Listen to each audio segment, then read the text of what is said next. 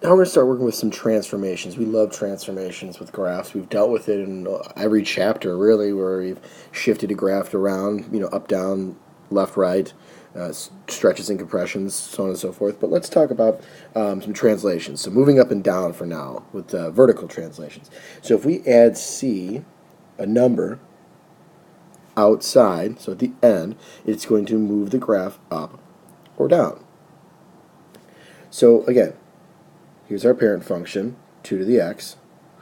If I add 3 to that 2 to the x, now it moves it up 3. So instead of a y-intercept of 1, we have a y-intercept of 4. And also, if you notice, that our range is going to be a little bit different because we have a different horizontal asymptote. Our horizontal asymptote is now at y equals 3. Because it moved it up 3. It used to be at y equals 0. Now it's up to y equals 3, which means our range is going to be y is greater than 3. So everything just moves up 3. Conversely, let's take a look at the green graph. Yay, the green graph. It's subtracting 4 on the end there. So it's moving everything down 4. Well, our y-intercept was originally 1. Now it's, well, what's 1 minus 4? 1 minus 4? It's negative 3. There's our y-intercept. Our asymptote was at y equals 0. Now it's at y equals negative 4. Sorry, that's a terribly not straight line. Okay. And then that means that our range is also going to move down, so it's going to be y is greater than negative 4. It was at y is greater than 0, but it moved down 4, so it's y is greater than negative 4. So everything just shifted up or down with these graphs. Now remember, horizontal translations, it's usually like it's inside, it's with the x, it's with that part of the function.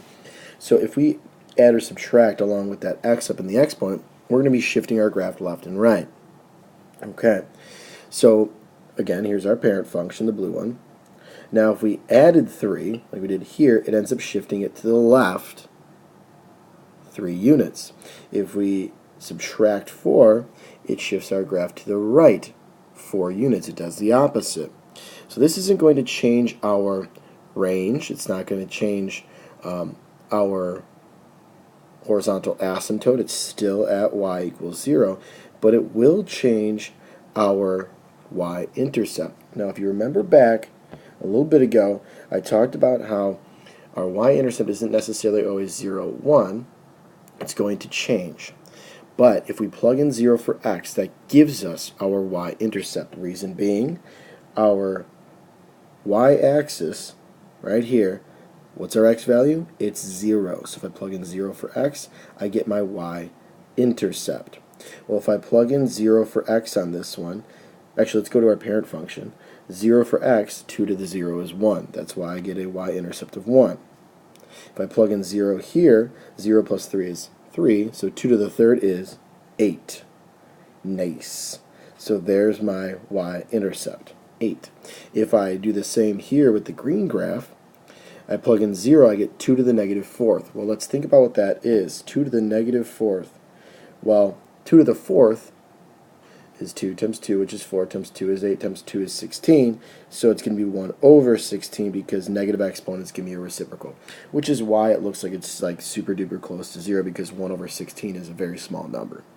But that's how I get my y-intercepts with those. That's super cool and fun.